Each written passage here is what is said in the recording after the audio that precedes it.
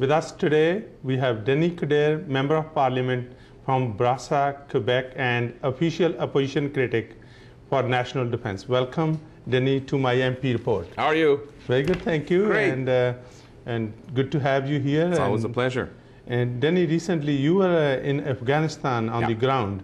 And could you share your experience with my constituents of Newton North Delta and Canadians? It was an amazing experience because, as you know, I went by my own.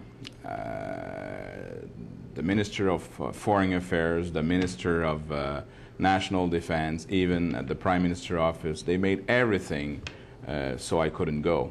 And I decided, for the sake of democracy, to go, because this is my role as national defense critic, as you know. And I made a promise, and as us Liberal, we support the troops, we support the mission itself. We question a lot the government because of the mismanagement and the lack of transparency, but it was important for me to look at the mission through the troops' eyes. And by being there on my own, I was able to talk to many people from Afghanistan, but what I've done, I passed through Pakistan, because I believe that to find a solution in Afghanistan, you'll have to go through Pakistan. And by being there, I went to Islamabad, then of course I went to Kabul, and I conclude the trip at Kandahar and go back to Islamabad. I had a tremendous opportunity to meet people at the humanitarian level.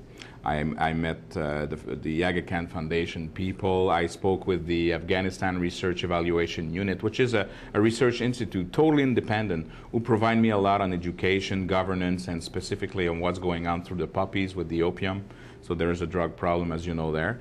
After that, I met different diplomats, so we spoke about the region as itself. But it was quite an amazing experience, and I've been welcomed by the troops, and show them our solidarity on behalf of our leader, Stéphane Dion. And we will organize another trip where Mr. Dion himself will come along.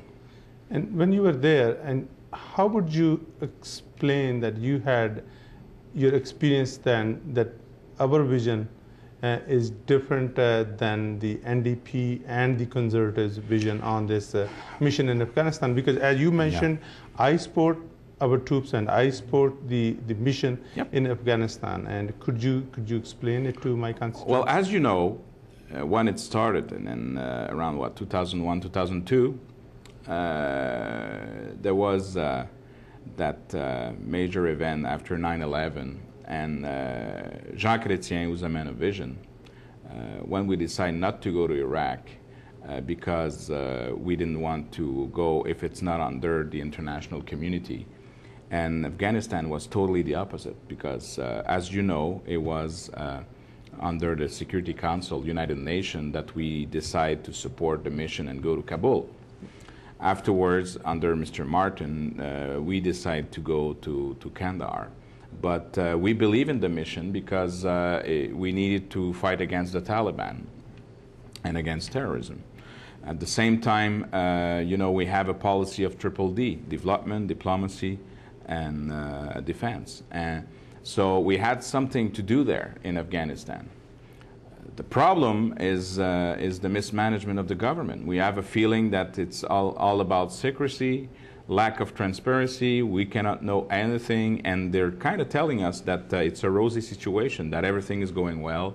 And the first thing that you realize, that when you put one foot in Kandahar, there is a major situation. It is worst.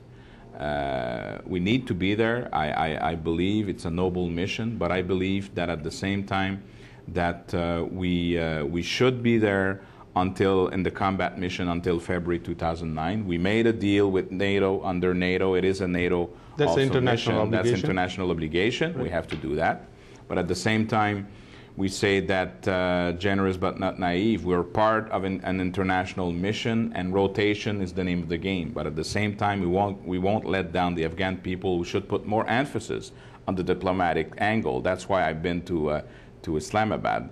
There's an issue regarding the border between Pakistan and Afghanistan. And as you know, you have the Pashtun there, and the Pashtun can go back and forth, and you have a lot of Talibans there. So they resource themselves during winter in Pakistan, and after that, they're coming back to Kandahar. So It's important to refocus the mission after February 2009 at the combat level. We can be there for training, we can mentor, we can have an impact. Development, because that's very important. But governance is important, the diplomatic is important, and specifically development. You cannot win the Afghan people's heart with tanks. That's for sure. And the way we see it, the present government is spending 80% on the combat mission and spending 20% on the development. And do you agree on that? Well, that's a major problem, because we believe that you need the proper equipment, of course, for the military, and we've been there. When we went to Kandahar, we've done exactly that. So. You have a government who lies a lot, saying that the liberals in the past didn't equip well the troops. That's a lie. That's not true. We've done it. But at the same time, we are there to accompany the people. You need to respect the sensitivity of the communities. You need to, when you're there, you need to make sure that you accompany them. It is not imperialist. We're not going there and say this is a protectorate and we are taking over. We are there to help them. This is a partnership. So to do so, you need to do more on the development level. And we're not doing enough. And frankly, there's no evaluation or grid that will help us to know if the money go there and what's the impact of development right now at several levels in Afghanistan. So we have to refocus on that. And recently there is an issue with detainees. Yeah. And would you like to comment on this, how this government is not transparent and open about this? I'm really troubled about that. And this is not about the troops. The troops receive order from the government. They have a way of doing things, and they're transferring detainees. We believe in the Geneva Convention. To respect the Geneva Convention means that, first of all, you treat well your prisoners, but when you transfer them, you make sure that you don't transfer them to authorities that will torture them. Now we have proved that there is torture in Afghanistan. Now, the dull answer of the Minister of Foreign Affairs was that, well, there's no systematic torture. Well, hello, if there's not systematic torture, there is torture. So we got to, get our act together.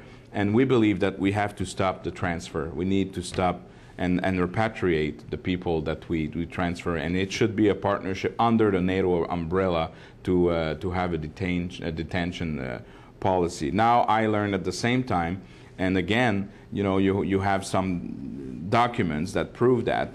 Peter MacKay called me un-Canadian to ask them. It's more than allegation. There is a situation with the juvenile.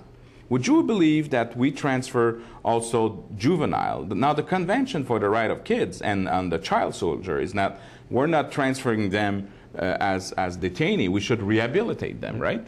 So that's another issue, and they call me un-Canadian because we're questioning them. That's not fair. That's not fair. Well, that's not fair. I think that I'm Canadian as well as him. Thanks, Denis, and coming out. And can I say you're doing a tremendous job, ladies and gentlemen? This is the one.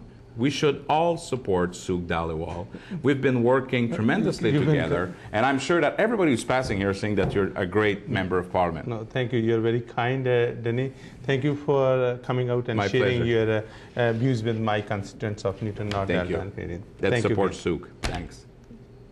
I would like to thank my guests and you for joining me for my MP report for Newton North Delta.